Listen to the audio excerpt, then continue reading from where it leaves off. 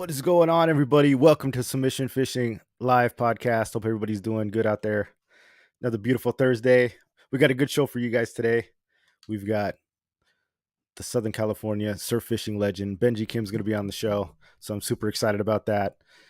He's going to drop some knowledge, and we got some questions that you guys have asked on Instagram and stuff like that. So if you guys are interested in surf fishing in Southern California, I know most people are, and it's definitely, I think, one of the more daunting fisheries we have. I mean, at least for me, it is. As far as getting bit, knowing how to fish, it's I think one of the more complicated things to do, but super satisfying once you figure it out. I've gone out there and caught a few fish, but it's definitely not my forte. So if that's something you guys are into and really interested in being a part of, you're in the right place today. So bring your questions, sit back and enjoy. And yeah, we'll just go over some shout outs, few announcements, and then we'll get on with it. Just hang tight with us, guys, and it'll be a good show. Everybody on Instagram, what's going on? We got Benji Kim live. We're on YouTube if you want to come join us. Just a little intro for you guys. So come over to YouTube, come say what's up, come hang out, and learn from the best. Peter86, number one, first guy in the chat. What's going on, Peter? Saw you last night in the chat. Oos, good to see you. Benji Tom Cod Moreno, as I like to call him. Benji Butterknife Moreno, welcome to the show. Glad you could join us. Colton C, welcome. Ooh, Spinning Rod Rebel, Marvin, welcome. Cave Dog, Cal's in the house. Salty Dangler, what's going on, man? Iron Fish, welcome back. Wait, what?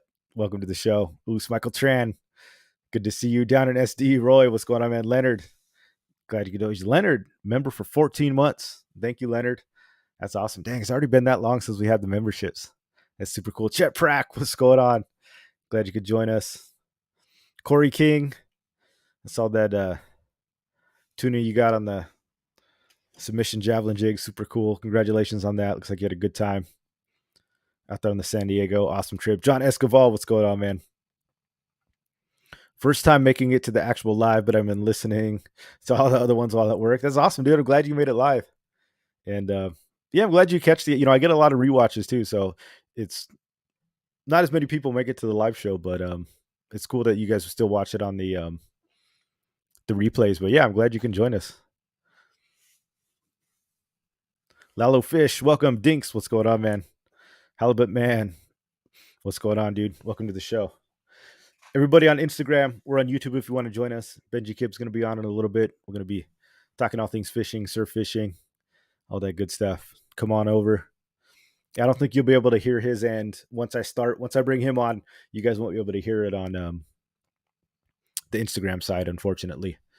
But we'll get that all going. Let's just do some announcements real quick. The Pickle Run is October 7th, and this is going to start at 6:30 a.m. at Dana Landing. For those of you guys that don't know what that is, it's a kayak trip where we go from basically Mission Bay, Dana Landing, and we kayak all the way down the point and wind up in San Diego Bay. So usually it's a long day, usually a 12-hour trip. It's like 12 miles or something like that. And we fish the whole way. That's one of the reasons why it takes so long. We paddle out and we usually fish the kelp line, fish the pipe. We go all down through Mission Bay and then into San Diego Bay. It's a long day. It's a workout for sure. It's one of those things that it's one of those weird spots where it's a challenging day and you got to be ready for it. And so it's like one of those things, it's almost like a big hike, but it's also super fun too. Lots of sheephead usually get caught, calico bass and stuff like that. So super cool. Usually it's a big group of guys that we just get the flotilla. And it's called the Pickle Run because like in baseball, how you have the pickle, you go from one end to the other.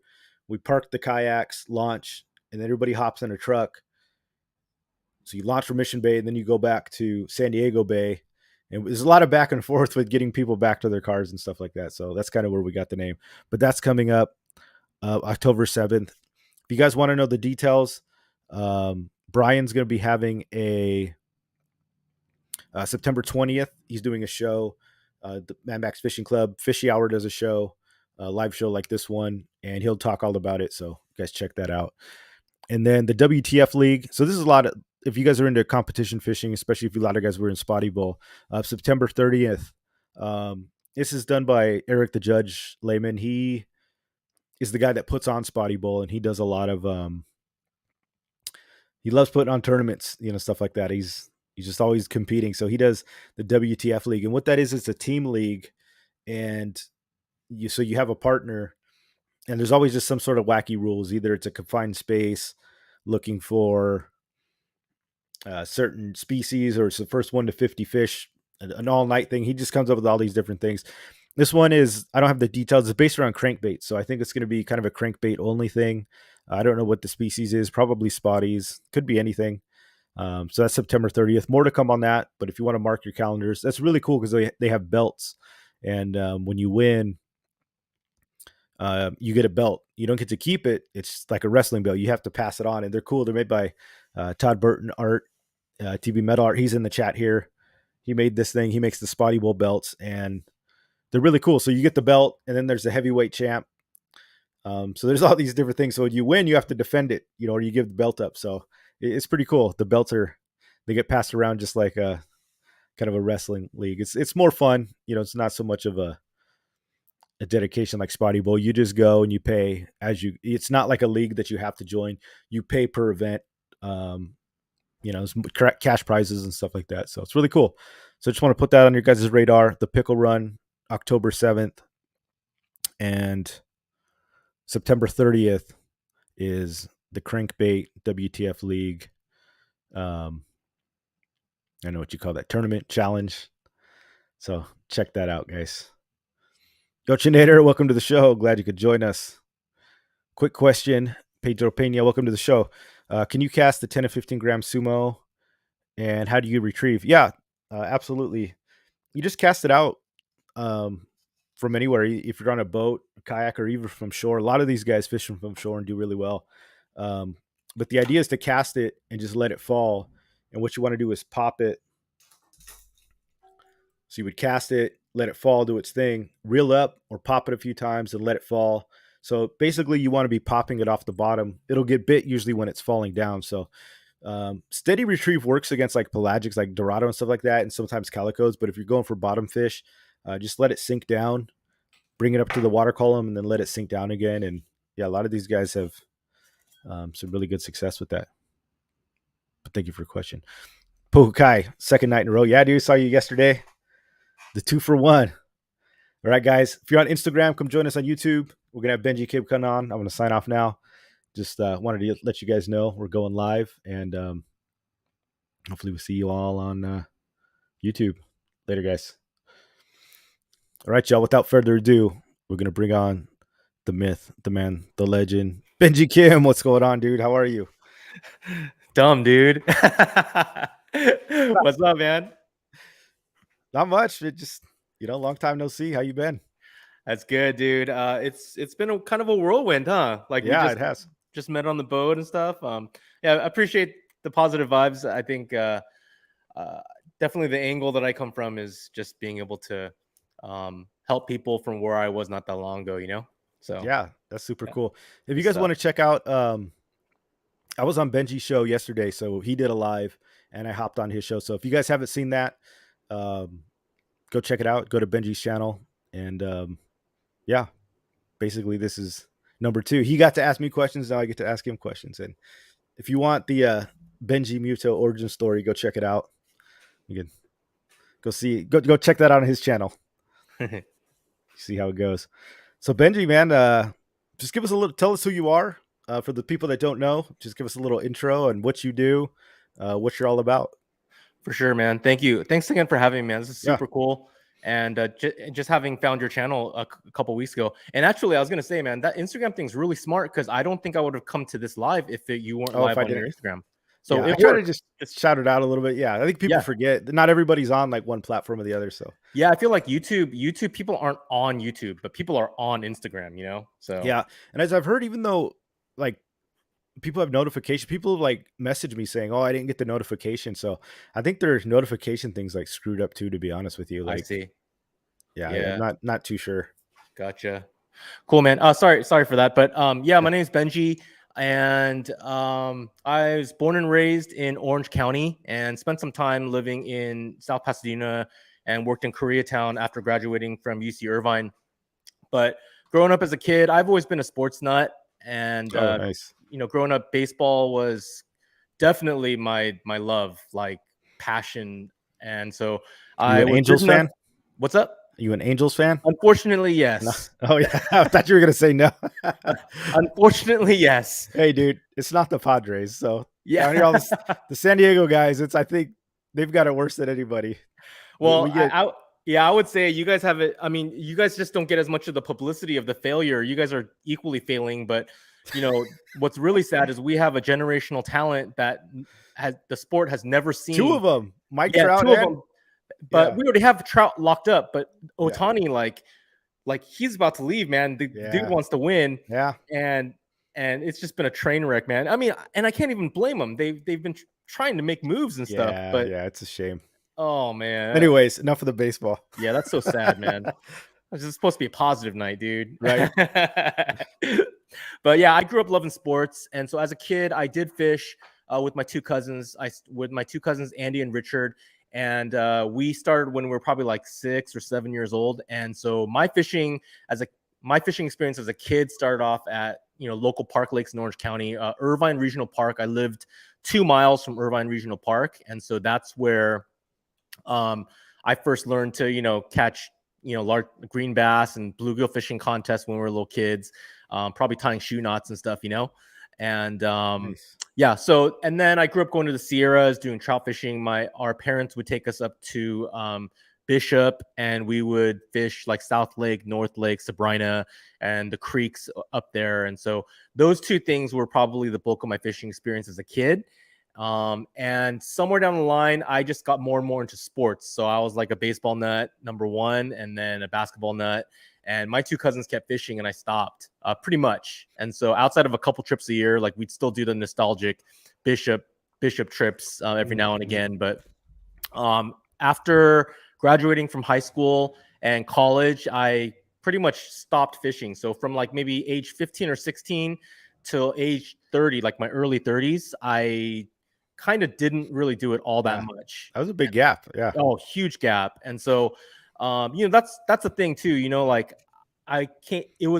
fishing came into my life kind of during the dark night of the soul, man. Like it was professionally and mentally, psychologically, and socially. Like there were just a lot of stuff going on in my life that I just wasn't in the best place. And so I think my mind went back to fishing, and I just had this instant yearning because it just sounded like, why did I stop?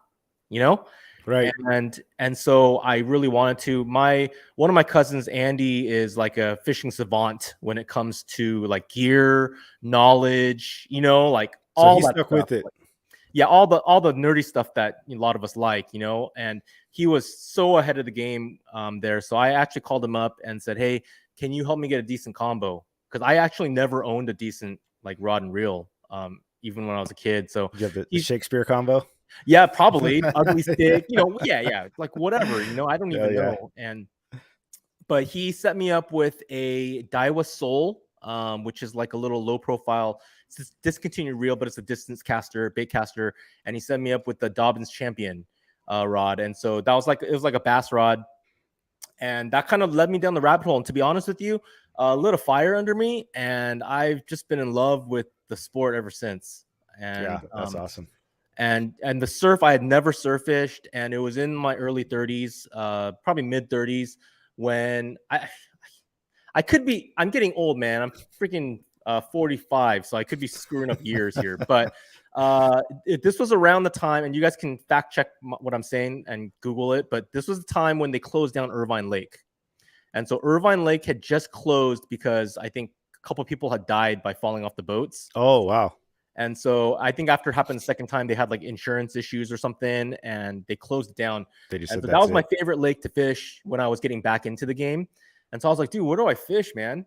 And I just remembered as a kid, one of my uncles would, we'd be camping at the beach, and at a beach that shall remain nameless, but I just remembered that beach. And I remember my uncle would have his, probably his Shakespeare ghetto rod, coffee grinder, and he'd be casting sand crabs out, and he'd catch a bunch, like perch every cast and leopard shark. And I just remembered that. And I never fished it. I just remember watching him. And I was like, oh my gosh, dude, the beach is right. It's all around us. Yeah. And so I was like, dude, I'm gonna start surf fishing, and away we went. Started from scratch, from Never look zero. back. Yeah, it's super cool. Yeah, man. Fishing is the hit that one point. It's super therapeutic. It's funny you went back to it, and it was sometimes like I went out. I fish by myself a lot too. And like the other day, I was looking for people to go out on my boat. I couldn't find anybody. I just went out by myself, and I was like 60 miles out or whatever. And my wife's like, what are you doing? You're out there. I'm like, nothing. I don't put anything on. I listen to the engine. I don't, I listen to the water. Like I'm out there. I can't see the land. It's like, and I fish like, and I honestly don't even really like think about it a lot. It's that time where it frees my mind, and I'm just there to fish. And Yeah. it's funny. Like I have just don't dwell on things. I just like being out on the water. It's super therapeutic for sure. Yeah, I think that's, for me, like my values as a fisherman and just being a part of this community that we have of SoCal Yeah. fishermen is really special, and it's really sacred. And fishing, the game itself, is really sacred to me because, just like any other sport, any other thing that you do, there's egos, there's, Sure. arguments, there's Oh yeah. disagreements, there's drama, there's all that stuff. It's there in fishing, but for me, like, for what we can all agree on is fishing in its purest form is so freaking awesome. It's so Yeah. pure and it's so healthy. And I think all of us, when we're fishing, even as adults, we're at its best, we're back to being kids again, and Yeah. so 100%. to me, like, that's how I entered this world of fishing. And for me, it's really important to fight to keep it that way. I don't care. I've done my thing with life accomplishments and wanting to do this or that. And Right. Right. I could care less, like, really, like, it's just about meeting good people and having a good time, and leaving all the politics out of it. And Yeah. It's a great perspective, dude. That's what it's it's all about. important. Just going out and enjoying yourself, for sure. Yeah. So you started freshwater fishing. Seems like a lot of people did. I grew up in the mountains too, and I used to grow up like trout fishing. Do you ever freshwater fish anymore, or do you stick to saltwater? Yeah, I do. I probably would do it more, but then because of, because of my YouTube, and because now I'm kind of known for the surf, and so that's kind of Right. what, yeah. So I've made a couple of green bass videos, and I was like really proud of them. I made one that I thought was like, so, like, I made a couple. I was like, dude, this is pretty good, but like, it's so hard to get views. Like, people, they're all watching the Guggen Squad and Yeah. Yeah. John B, and so Freshwater is like, it's funny because a lot of people that like fish, they start in freshwater, then they go to saltwater and they never come back. But freshwater is like way bigger than saltwater. Like the freshwater yeah, world it's insane. It's yeah. I mean, bass fishing is huge. It's like right. it's a big industry for sure. Yeah, no, I mean, like I said, I learned from my cousin. He's a green bass fisherman, like pure green bass fisherman. He Yeah. literally fishes one lake, Diamond Valley, and like that's just what he does. And so I know his world, and I hear him talk. I sit in the room and have conversations with him talking. So I do love the game. I'm just, now it's like the big baits are real cool now. I Yeah. I Yeah. never done that, but. So yeah, that world's kind of passed me by, I guess you can say. Yeah. It's a different, it's so hard to you really do have to focus in fishing because there's so many, it's so diverse. There's so many different types of fishery. Yeah. You really do have to dedicate, like you do the surf fishing, right? And it's like I primarily do jig fishing. If you try to just like do it all, I don't think there's not enough time, and there's not enough like interest in it. It's like you almost have to specialize as far as like content goes to, I think, So make it happen, unfortunately. you speak truth, Mike, and that's hard for me to accept, man. Even now, It like is, I want it right? all, bro, but I can't. Yeah. Like, exactly. I mean, like I said, I invested like thousands of dollars in my Scout, like, and I literally haven't taken it out in 11 I'm gonna months. do offshore. Yeah. And not on purpose. Like Right. like it's been sitting in my garage for 11 months and not on purpose. And so, yeah, man, it is really hard. But that's the beauty of SoCal fishing, though, right? Like I always marvel on my channel that like the same guys that go out in the bluefin season and are targeting 100-pound tuna.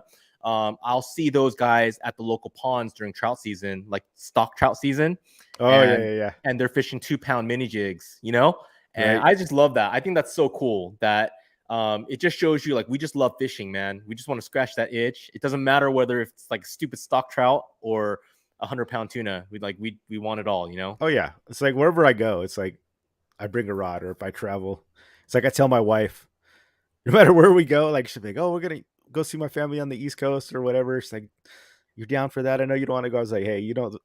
As long as I go fish, as long as you book me a fishing trip somewhere, like I'll go anywhere." But Yeah, that's like my one stipulation wherever we go anywhere. Just we got right. to go fishing somewhere, and it's cool because it's usually someplace new, and I don't Yeah, care where it is or what it's for. Just exactly. just got to go fish. 100%. That's awesome. Yeah, so the surf fishing. So let's talk a little bit about that, since you're kind of the surf fishing guy. And I like I was talking about earlier. I think it's one of the most, to me, one of the more complicated. It seems so easy because you can just walk to the beach and throw a line, but I think it's a lot harder to fish than getting on a boat or a kayak. Um, Finding the fish for some place you can just walk up to seems like a kind of like a paradox, right? Like it's so easy to access, but I think it's so hard to um, just get bit in my experience. So being able to, I was watching some of your videos today about like reading the beach and finding holes and stuff like that. So when you go out surf fishing, do you go out to target like a specific species, or are you just throwing to kind of catch like a multitude of species? No, it's pretty. What's your approach? Yeah, it's pretty specific. So, I mean, in Southern California, the standard way of catching like your typical surf critters, and by that I mean corbina, perch, yellowfin croaker. Those are kind of the three. And then if you're at an area where you can catch spotfin croaker, that's kind of cool to be able to catch those. And then so there's that. So the classic majority of SoCal surf fishermen are targeting that on the Carolina rig with maybe not ultralight. Ultralight is a little niche, but lighter gear, not your Right. traditional 6-ounce pyramid sinker and 14-foot rod. So the Carolina rig with gulp camo worms or sand crabs is kind of like the standard thing, and that's what I started off doing for sure. And so yeah, that's what you do for like your standard surf critters, and then you talk and then halibut, which is kind of has like there's a certain mystique about catching halibut and knowing how to catch halibut specifically from the surf too, because it's kind of, I don't know why it's such a valuable fish. Maybe because it's like expensive if you want to buy it at the market. I don't know. Yeah, it's like a novelty fish for sure. Whenever somebody catches a halibut, even from the docks, or like in the bays, that's like, Mhm. and we're like, oh, you caught a halibut. It's definitely a like a prize fish. I think because they're good eating. They're one of the, because like, I mean, nobody's keeping spotty bay bass. I mean, I know some people catch perch and stuff like that, but Yeah, I think a lot of that is the table fare, and then catching legals, I think, is yeah, hard. So I think that is like, yeah, if you can catch a legal from surf, I think that's like, they're a little tricky to catch. So I think that's part of it too. They're a yeah. little bit more mysterious of a fish. Yeah, and I think you're correct with surf fishing too. Like if you're starting from scratch, like I definitely did. When I first started, I didn't know anyone, that brought me into it. I went into it by myself. And so yeah, if you look at the beach and you're like, okay, now what do I do now? Like Right. it is potentially a very, very intimidating entryway to get through and start learning. So, but also I think like once you put some time into it, I just think that it's same as any other type of fishing. There is an intimidation factor, but once you dial it in, I think it's just like any other style of fishing. Yeah. Find the structure, find the fish, and I feel like that's the same on your boat, same on kayaks or shore pounding in the bays. Yeah.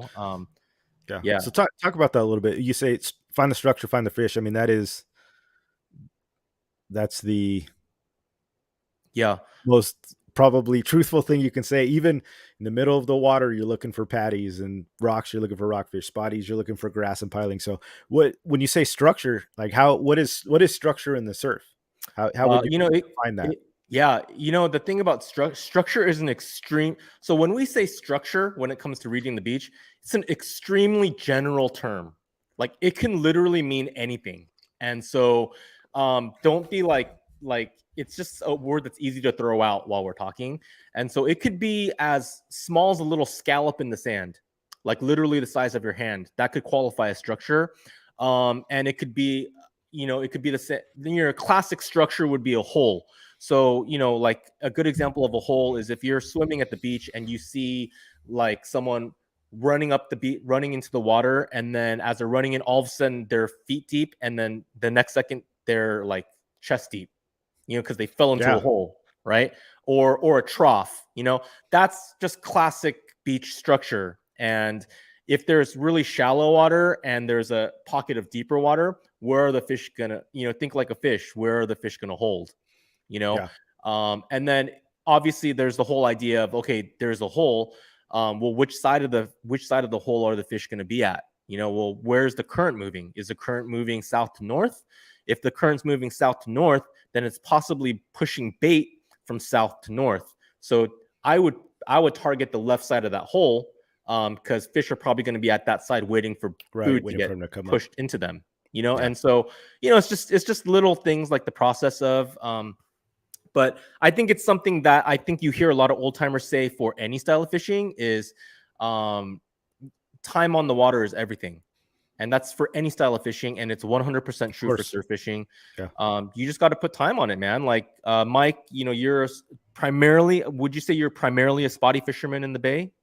Is that like what you're most known for, or something else? In the bays, I can't, if I fish the bays, I usually like offshore fishing a little Okay. more, but yeah, there was my whole YouTube thing was started. My jig thing started in the bays, so yeah, for sure. Yeah. But And I definitely, would definitely a venture, spotty fisherman. I don't know if I'm known as a spotty fisherman per se, but yeah, yeah. Yeah, I I love mean, so fishing spotties. I would imagine that there was a learning curve for you doing that too. Yeah. To a point where, yo, man, like freaking Mike is what were you, Spotty Bowl champ?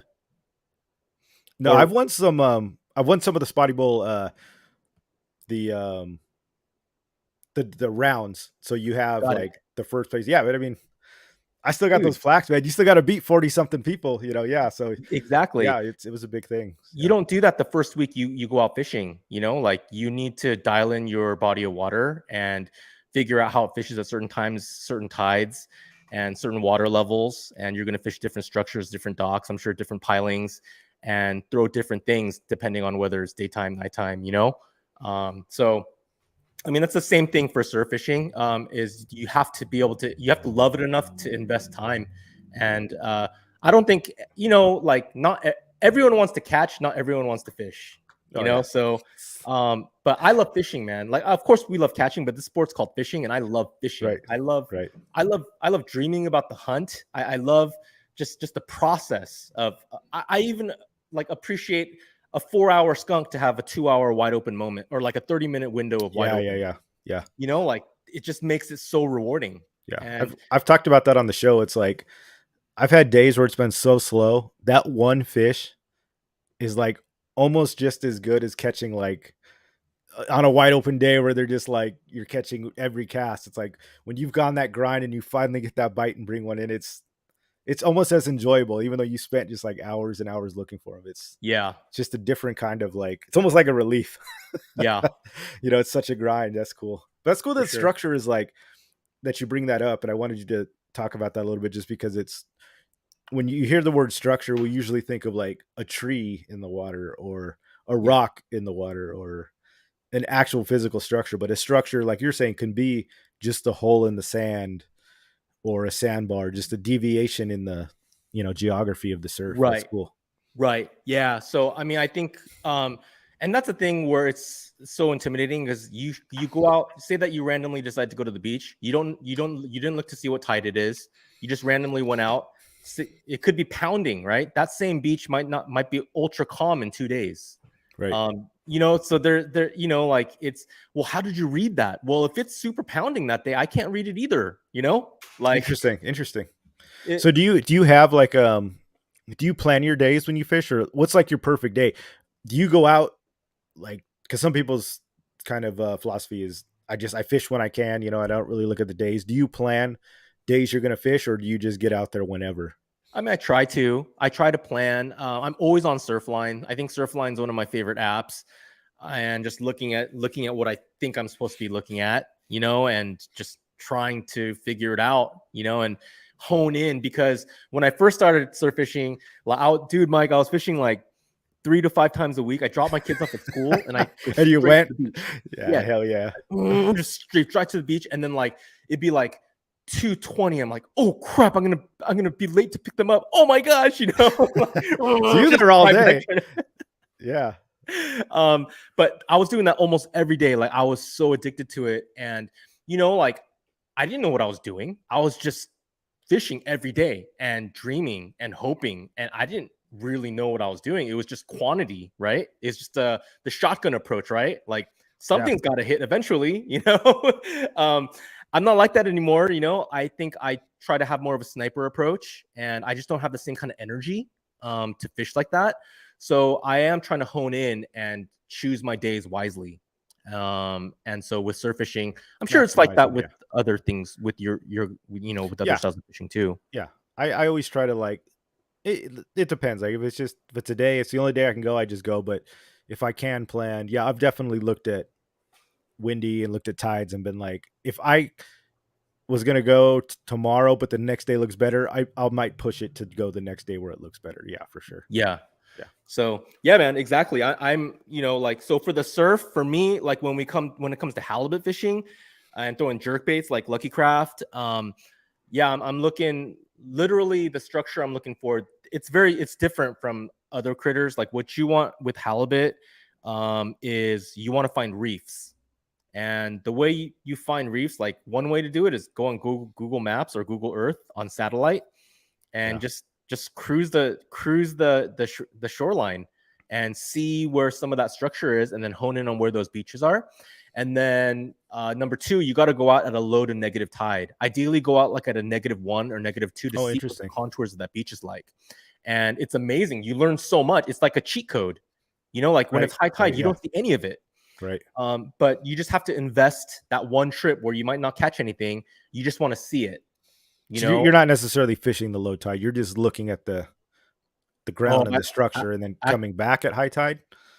actually, I fish the negative Fish the tide low tide. because a Yeah. lot of time with these reefs and boilers and things like that, a lot of times there'll be a drop off at the edge of it, like further out, and you want to fish that drop off. So you can only like you can only cast into certain Right. areas when When it's it's low like a tide. -1.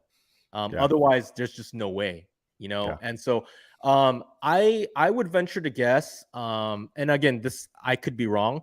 I would say that if there are any hardcore halibut fishermen who are pretty good at what they do, I would be willing to bet that almost all of them, love fishing the negative tide. That's just a Cool. guess. I guess I know what I'm fishing. I've also heard the theory and the philosophy too, like when the tide is low and then when it goes back out, the fish physically have less places to go. Like they live in the surf, and when the surf is receded, they lose a lot. When the tide is higher, they've got a lot more room to swim. They Yeah. venture, they roam. But when the tide is negative, they're kind of cornered a little more. Um, I don't know Yeah. if that's true or not. It kind of makes sense to me. It works for like spotty fishing, right? Like when it's a Mhm. high tide, and it could be anywhere up on that thing. But if you know the eelgrass ends on a low tide, like Yeah. there's so many predators, they're usually stuck in that smaller Yeah. kind of zone where the eelgrass is, and Yep. especially when you see the eelgrass and it's like just laying over because the Yeah. tide is so low, they've Exactly. got to be on the edge there. When Yeah. it's high tide, they're up there doing everything. Yeah. Yeah, absolutely. I mean, yeah, that's a perfect example. Like that's another example of structure that you look for when you're halibut fishing, or you can catch calicos and sand bass from the surf too. But you're fishing reef and you make a cast and you kind of feel your jerkbait pulling through something, and you come back with a little eelgrass on it. Oh, okay. Yeah. Like all right, there's something here that I want to explore a little more, and hone in. And so yeah, that's kind of the process of structure. I would, if you're wanting to start halibut fishing, that's the simplest. I feel like that's super simple advice is find a couple of reefs on Google Maps, and then plan to check it out on a -2 Nice. and or a -1, and just see what it is, and then fish it. So for me, I fish it, man. I walk all the way to the edge, as far out as I can get, and there'll be some drop offs and little pieces of deeper water where I have a Nice. couple of places like that are like that have my heart. So you're fishing Lucky Crafts right? That's like your go-to. I think that's what you're kind of known for. I know you fish those a lot. Yeah. Yeah, it's my confidence bait. Like, because when I first started surf fishing, everyone was talking about the Lucky Craft, Lucky Craft, Lucky Craft, and I was like, man, this has got to work. So I bought one, like one metallic sardine, and I threw it, a couple of sessions through. I didn't catch anything, like not even one, and I'm like, dude, this is sucks. But then I keep seeing posts on social media with Lucky Right. Craft. So one day I decided I'm just going to invest. So I bought a couple of Lucky Crafts, and it was probably November of whatever year it was. And from November to like February, that's all I threw. So I was fishing 3 to 5 times a week, and I invested every cast to be with the Lucky Craft. And it was the worst fishing. Like, Wow. I maybe caught like one fish every 2 weeks, Was it like, paying off? yeah, not at all. And it was just like, man, I'm like looking YouTube, like, how do you throw this? Like, how do you retrieve this? What are they doing that I'm not doing? Like, it's so simple. Like, you just reel it. How come he's getting bit and I'm not getting bit? Like, what is this? And you're trying to fish different beaches, like trying to figure this out. So after about 4 months of that, I quit. I just like, screw this. So I put it away, went back to my Carolina rig, trying to catch Corbina and stuff like that. Right. And for about 6 months, got to November of that year, and I was like, oh, I think I'll try it one more time. And that first day I went out with it, I caught a legal halibut, and then a couple days later I went out with it with the Lucky Craft, Nice. and I had like one of the best sessions of my life, like 27-inch white sea bass, like wide open calico and yellowfin croaker for about 45 Wow. minutes. And it was like the most ridiculous window of fishing that I've ever experienced. And it was every cast with the Lucky Craft, and it was game over after that. Like, So then you were sold. and I don't know what changed, from the year before that to that moment. But I got to think that investment somehow was related to the payout. I think, I don't know, That could be all the time, or maybe you just learn how to find the fish, and maybe Yeah, you're just in the wrong spots. That's a thing too. Like some people be like, "Oh, I've been trying to catch fish and I just can't find them." It's like if you're not where the fish are, you can throw whatever you want and you're not going to find them. Like that's 100% true. you've got to find the fish first, or Yeah, and I have found nothing's going to catch them. Yeah, and I have found with the Lucky Craft, there's a very subtle difference between retrieving it and you get bit, and retrieving it incorrect and not getting bit. And it is very subtle. And so I try to be very detailed with that now. I don't know if that's same, if you would say the same with jigs. Like, Yeah, no, it is. Like there's little subtle things that there's you things do. that I tell people that there's things that I can't explain. And I've used this analogy before, and I know we got some new listeners here, so I'll tell them it's another parallel we have, like with jujitsu, is we have this thing called hidden jujitsu. Like I can teach a white belt how to do an arm bar, and I can show him every single thing that I do, how to do it, the precision. And it's funny, and I remember being a white belt, and when your training partner is another white belt, they put you in an arm bar, and you're like, oh yeah, I tap or whatever. And then the instructor comes, who's a black belt, and he's showing you just to demonstrate, and he's like, and then he shows it to you, the same thing that he's teaching this white belt, and it is like it's on a different plant. Like it feels like your arm's gonna rip out of its socket before it's even, and it's the same thing, but it's all, he's like, his hips are adjusted differently, he's holding your wrist in a different place, and there's only things you can do by doing it 100 times, and you learn the feel. And it's same thing with like jigging. I can tell you how to do it a million times, but until you go out and you feel it and you get bit, you're like, oh, that's Okay. that subtle movement that you're, probably the same thing you're talking about. I 100% identify with what you're saying. Like on the world of like my process with the Lucky Craft, your journey with, I 100% identify with it. In terms of just the intricacies of that process, and I think that's what we love. So the jerkbait is the Lucky Craft, specifically the 110 is my confidence bait. I feel like, number one, I trust it, and like I trust that it's gonna get bit. So nowadays I actually I don't skunk with it. Like I rarely skunk. I go out and I know I'm gonna catch something, and most of the time it might be a slow day, but I'll at least catch something. So it's kind of rewarding. And then like now it's like wanting to get better at other things. Right, Part of right. why I am Yeah. so grateful to meet you and share this time. Yeah, that's cool, man. You always gotta, yeah, you gotta try different stuff. So Japan, Anglogram wanted to know. Hmm. He said, what hooks does he like on his 110s? I Do you fished run so. stock or do you change them? Yeah, the stock hooks have a real bad rap, and that may or may not be justified. For me, I fish the stock hooks, Okay. and I used to think that it's because like, how do I say this to make me not look like a jerk?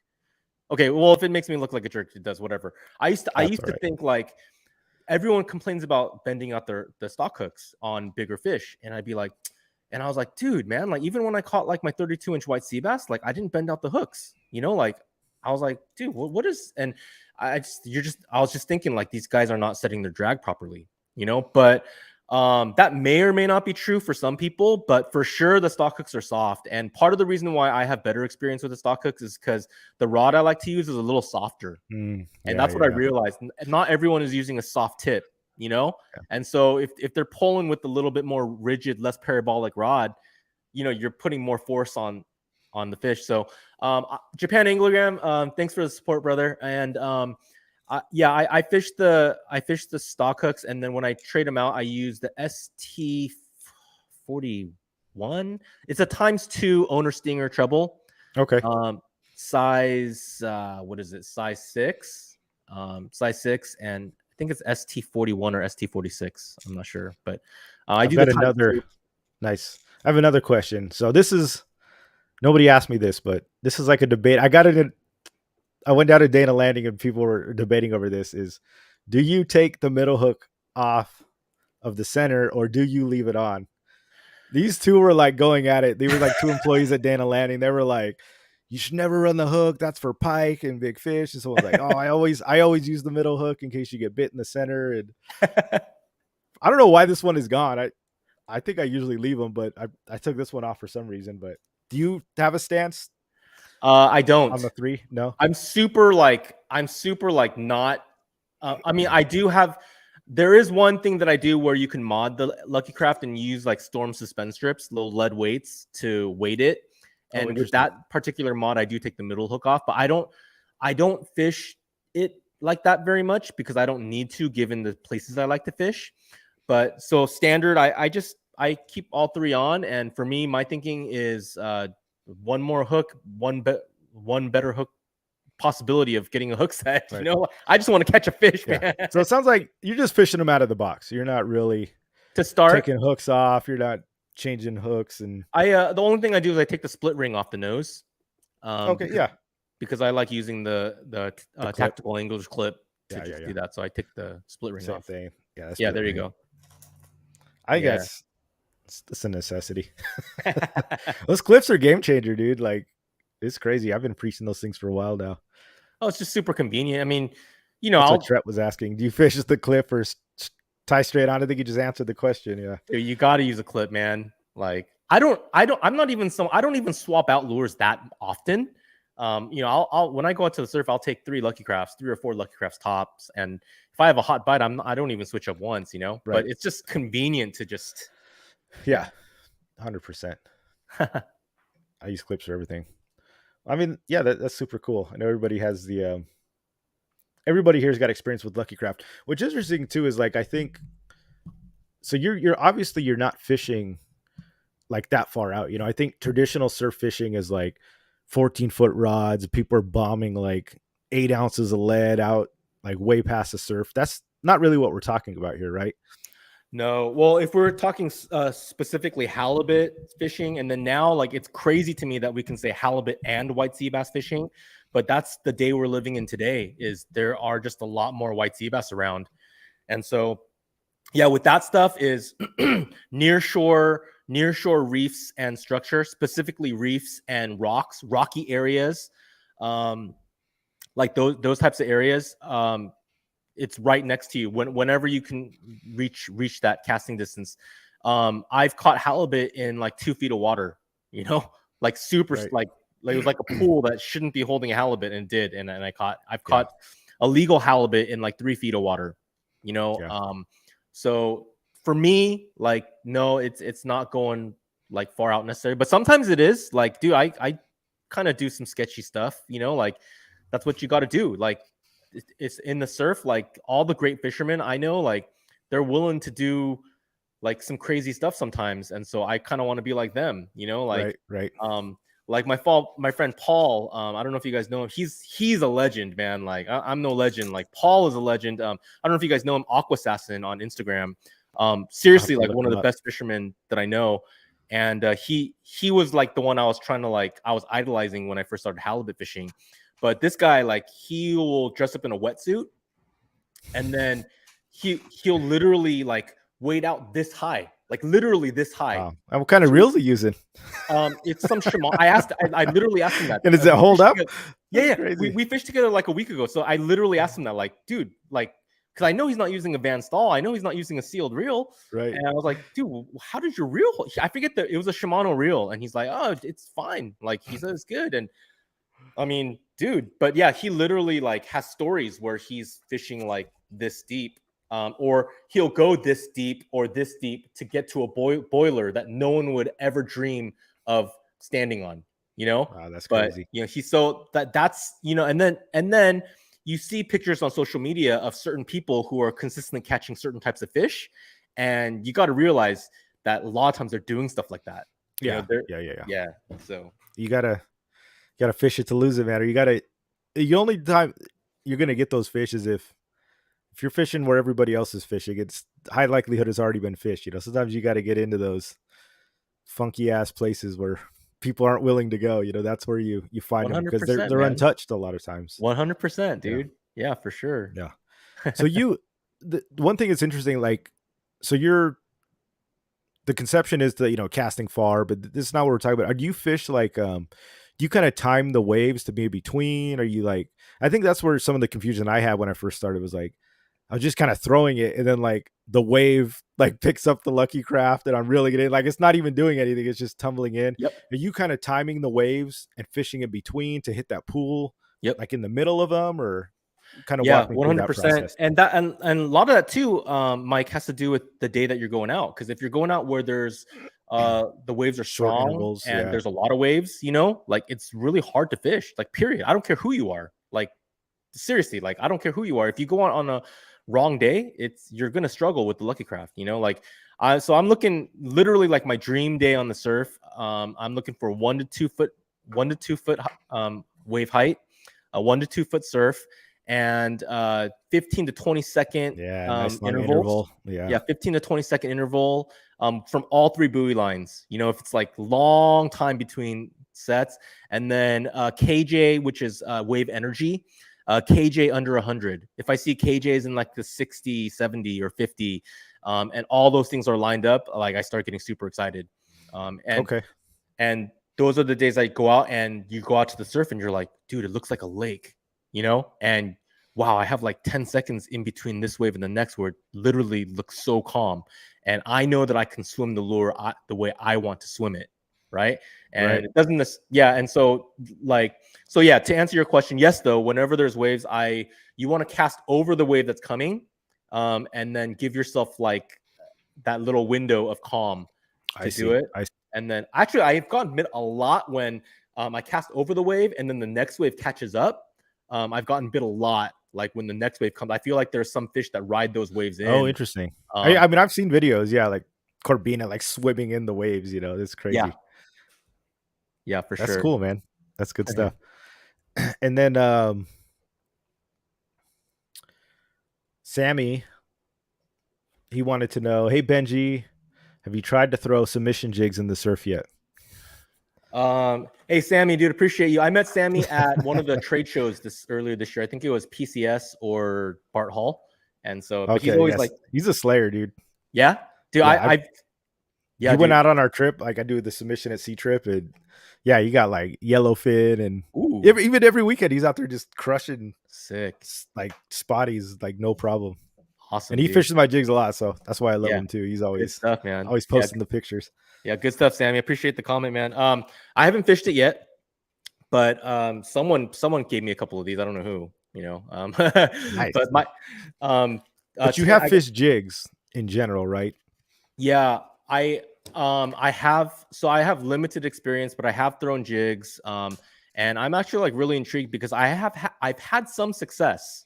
Um, from the surf, I would say that I've probably put in literally maybe 200 casts total max um, on jigs, and I've caught like a couple of sublegal halibut, like up to 20 inches, like 18 to 20 inches. I've caught yellowfin croaker, small yellowfin croaker. I've caught like medium sized perch. Like actually, if I think about it, I'm like, damn, it's pretty. Oh, I've caught like big bat rays on jigs. Oh, I'm like, that's funny. if you think about it, it's like, dude, like that's pretty dang productive for like such a limited amount of casts. It Right. really does work. And I was asking you yesterday, like, hey, what is the technique? You know, because I'm just like popping it, like I'm doing what you're saying, but I don't know if I'm doing it right. You know, like, Right. And that's what's funny um, because I have such little surf fishing in it. It's like I was telling you before that like people sending me like Instagram posts all the time or like my DMs where they're fishing them from surf and just killing it with them. So I'm like, I know they work, but even personally, I need to get out there and figure yeah, it out. I'm sure it's just letting them fall, popping them, and then probably I would imagine it's really the same as you wait for the wave to go by, find when you have an opening, and yeah, do work with them. You yeah, I know, think, we definitely have to get you out there. yeah. At least just And to, 'cause I know people are working it, but I've that's something I personally got to go do so I can. yeah, Because um, people ask me, and it's not fair that like I don't have an answer for it. And I'm like, I make the things, and I'm like, I don't really know. I know they yeah, work, but I can't tell you the exact technique. But like, I know it's lifting and falling. It's they eat them on the fall. So whatever technique, usually it's a lift, yep, drop, reel, lift, drop. It's a yep, slower presentation, slow pitch jigs. Like that's the whole yeah. idea. It's a little slower pace. Yeah. But yeah, the surf is like any other kind of fishery, you know, like even with spotty fishing, you can go out at San Diego Bay and have 100 fish day, you know, like where it's just they're just biting. Oh wow, But then you can go to the same spot like the week later and it could be really slow. You know, you can, get way less fish. It's just they just don't want to eat. And the surf is the same way. Like you go on the right day, absolutely you can have like 50, 60 fish days. And so it would love to get you out there throwing the jig on one of those days. Like it would be yeah, so much fun. yeah. We'll get out there for sure. Just said Benji, let's get out on the kayak in Newport with Sammy and I. We have an extra Ooh, kayak. There you go, dude. oh, nice, dude. Maybe Those guys are I'd be killer. down. Chet, he won Spotty Bowl, Heck yeah, the Weekend Warriors division. So sick, dude. yeah, man, they're crushing it. Sammy and Chet, will you guys be offended if I bring my scout out? Because I know like the kayak crews are like, like don't. I, I don't know what you guys I don't like think it think about the matters. inflatables. I don't know. But I I'll don't, tow you we guys don't care. around. Like when I go kayak fishing, it's usually there's like boaters in our group. Like it doesn't matter so much. I Yeah, don't know about them. They might be elitists. yeah. No, no. I you know I don't want to I speak for Sammy and Jet. Maybe they'll be like, oh no, it's kayak or nothing. I don't know if you fish with Jig Powell. Yeah. Uh, yeah, he's the guy that's kind of introduced San Diego to me, and so he's taken me out with the crew before, and I've brought my scout out, and it's like 10 kayaks and one scout, and I'm like, man, maybe I shouldn't have done So tough. that. Nah, that's all I feel good. so bad. Yeah, he actually won the he was in Spotty Bowl and he won the prize for because he caught the biggest fish on a submission jig. Oh, Jig, sick, jig, jig. Yeah, so he won like $100 gift card that I sent him for sick, yeah. awesome. So he's out there slaying with them, yeah, for sure. Yeah, He's a killer, dude. good stuff. They said no problem, dude. Bring Yeah, the man, scout. good stuff. Yeah, I'm down. It's just a matter of finding time. Like, I fished once this week for like an hour. I met up with a friend, but other than that, like it was my first time going out in like 3 weeks. So That's a I wild. just need to get Do you back into the fish? rhythm. Do you typically fish weekly or bi-weekly or just kind of whenever? Yeah, I just need to. I think this year is. I don't know what's happening. Like something's changed about my fishing rhythm. I've been fishing less. I think part of it is also including like a sport boat schedule, which is kind of new for me. Yeah, Um, yeah. I mean, because that counts so as fishing. yeah, I think what I'm So, trying to do now is I maybe a couple weeks I won't fish, but like I've talked to my wife and she's cool with it. Is kind of batching my content out. So for 5 days, like a couple months ago, I actually did a I went up to Santa Barbara and Central Coast, stayed in Motel Sixes, and I was gone for like 4 nights and 5 days, and it was just like a filming session. I just fished grinding. Yeah. 12 hours a day. Yeah. Hell So yeah. Uh, Halibut Man said, "Are you doing the surf fishing contest September 16th and 17th?" Yeah, that's the SoCal Surf Bonanza. I don't know if you're doing that, Halibut Man. I'm not doing it. I did give a shout out to them in my live yesterday, and it's a good group. It benefits the Real Warriors Foundation and lots of prize. I think there's like a $2,000 monetary prize for like Oh, the nice. first for 3 winners split up, and tons of good prizes and stuff like that. So I think you can register by the 9th, and I think the tournament's on the 16th and the award ceremonies on the 17th. I didn't fish it last year, and I'm not fishing it this year, so I don't know hands-on experience. But the guy that runs it is actually a subscriber, and I introduced him to Phoenix last year, and Phoenix is donating last year and this year to them. So yeah. Nice. Pohuka, yeah, I have a Scout. I have a little 3.5 horsepower Tahatsu. Nice, man. I know Corey King wanted to know if there was is there a secret to finding sand crabs? I guess he said he's uh, gone out a couple times, been having trouble trying to find them. I would say, I don't know if it's a secret, but here's some tips that will really help you find them much easier. Always look That's what we're looking under, for. always look under piers. So Mm, when you go to like if you want sand crabs, always look under piers first. And that's usually a good bet. And then the other thing is look next to like if there's like finger jetties or a jetty or like an inlet, like a river mouth, always check next to those rocks. There's always sand crabs next to those rocks. So finger jetties or inlets, any kind of rock structure, sometimes like even like a wall, like any kind of structure that is in the sand, check next to that, and it's usually like you'll find them by like one scoop and you'll be done. Yeah. interesting. You know what? I always dig there, but I usually start at the jetties, and yeah, I always find them there. I didn't really put the two together. Yeah. When you fish near like the jetty inlets? Do you fish near those? Do you have success? Near those Um, structures, or not so much? yes, kind of. No. Well, I guess I would say no. And the reason being, like, obviously I'm a content creator. I film almost always when I'm fishing. And the whole like spot burning thing, I know I'm not perfect, but I try to be sensitive to it. And so I don't fish inlets, period. I won't. I think there's one video where I'm fishing an inlet. I, and someone gave me crap for it for sure. And this is like right when I started my channel, and I Just because caught. you were filming? Yeah, I showed the episode. It was an inlet. It was Huntington. It was the inland Huntington Beach, like very common. I don't even care. It's not even a secret spot, But they thought you were And like burning a spot up or something? yeah, it was Oh, actually like interesting. an old school guy. It was an old school dude. And he like literally ripped me a new one, and I was like, dude, like what the Really? heck, Wow. man, like, and Come he on, dude. added That me. ain't no secret spot. Like everybody's out there. Yeah, That's so crazy. I just try to I Okay, just so you generally stayed away speaking from those. like we all know Bolsa Chica Inlet, like we all know it's a good place to fish. I don't think that's a secret. Um I've never filmed there because even though it's like not secret, I know for sure like if I say that I end up catching like a 30-inch halibut there and I post a video, um like Mm, people are going to be mad, like everybody will go over there. yeah, so like to Do you me think it's like it's worth throwing? Like if I was gonna go down to Carlsbad, like next to the jetty from the sand, is it yes, worth throwing next to it? You think, sure. or am I better off Yes. looking for like a hole or something? When people ask me, like generally speaking, I always say start at inlets. Okay, If there's an inlet, like so Carlsbad, like the Ponto Jetty, it's always worth starting there. At cool. and then like Carlsbad, like the campground, like you go in front of those bluffs, like Yeah, big reef there, that's no what we call secret. the. Yeah, but that's what's funny is we joke about it. Is we call it the secret spot. Captain Dan, he lives right there, and Uh-huh. yeah, we go. Oh, the secret spot. But we all it's a joke because we all know it's like right there in Carlsbad on the cliffs. Right, right. Yeah. And that's mega structure, dude. We've been there at low tide, like those tide pools. And I've always been too scared to fish there because there's so much structure. Like, Yeah. how do you get around that? Do you just Uh, go at low tide then and walk out and hit Wait, it? are you talking about the Carlsbad campground? Yeah, like right in front of that. Like Yeah, when in you front go of the down bluffs. like Yeah, those dude, steps. that's one exception to the whole low tide rule for me. That stretch fish is better, I think, like at a 3 or 4 foot. Yeah. I don't know why. At least in my experience.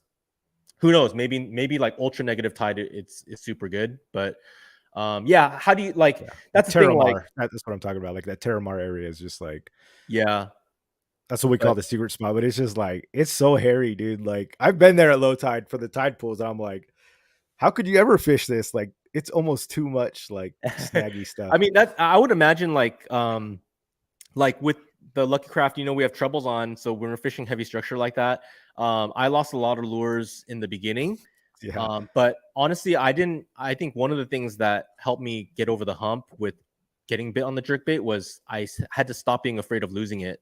yeah, yeah, yeah. Um, but now I learned how to fish certain places. So now I know how to fish certain structure, and I actually don't lose that many at all. Like, you know, but I have. And I Yeah, imagine it'd be the same with the jig, yeah, like, 100%. We just talked about this too. Is that the same thing you were talking about? When at first it was like I'd lose like I'd have days where I'd lose like 6 jigs, and now it's for whatever reason I lose very little because yeah, I know like I have that sixth sense. For whatever reason, I know where to throw it, when to pull it up, when not to let it sit, when not to drag it. It's sort of that same thing. yeah, You'll lose a lot more jigs, but yeah, I've gone out there and like first drop and it you yeah. snag it. Like, are you kidding me? I'm But pretty now sure I that's go out there and lose very, very few. right. I think I for me, like, I know that I'll lose a lot of jigs if I'm fishing structure like that, and it's because I think it's in terms of how you get to the bottom, right? It's like getting the bottom and getting it out of there. I feel like if you fish the bottom and you let it go down a little bit too much, you're done. But I don't know. Yeah. John Escobar, I feel your pain. It happens, man. But like I said the same thing as you, dude. You got to fish it to lose it because that's where the fish are. Yep, Because if you're fishing where exactly. there's no structure, you're just kind of wasted your time. It's Yeah. like it's a necessary evil. Oh, come on, man. Like all of us who are hanging out here right now, like we're here because we love fishing and can't be afraid to lose gear. We're gonna spend money anyways, man. Yeah, Like we're all of us it's here are true. Yeah, invested, yeah. dude.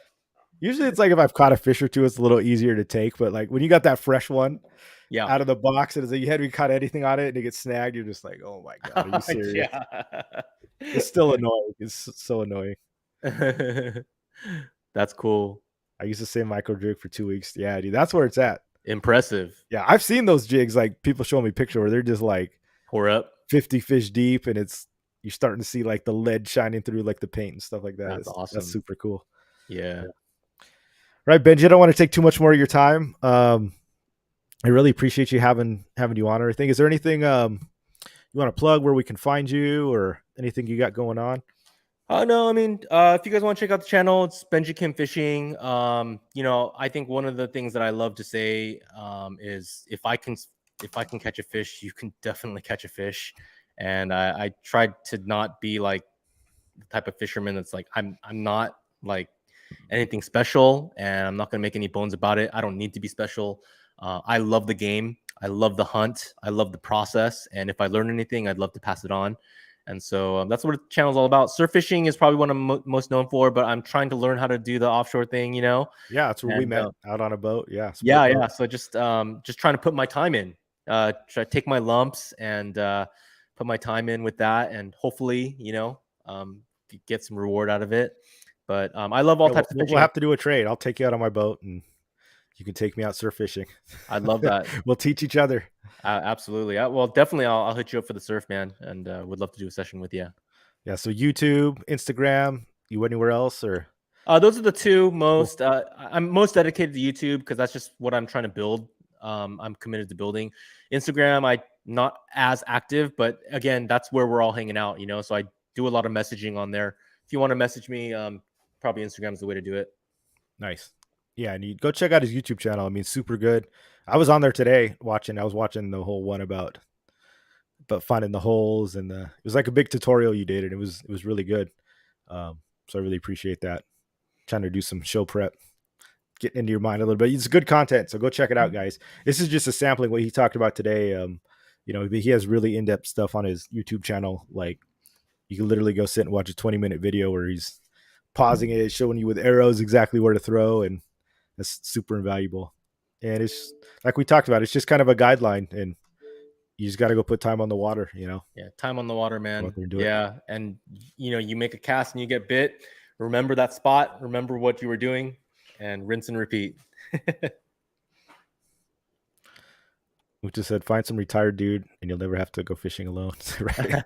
Sometimes I like fishing alone though. Same here. It's it depends. I like fishing with other people, but I also like fishing alone too. So it's Yeah, it's okay. I like both ways. All right, yeah, Benji, man, thanks for coming on. We'll have to do it again soon. And you guys check out his channel. I was on his channel yesterday, doing a live. So yeah, if you want to see that half, go check it out. And I really appreciate you guys. You can find my stuff at local tackle stores. You can go to fishingreps.com. He has a you could type in submission fishing and find the dealer finder.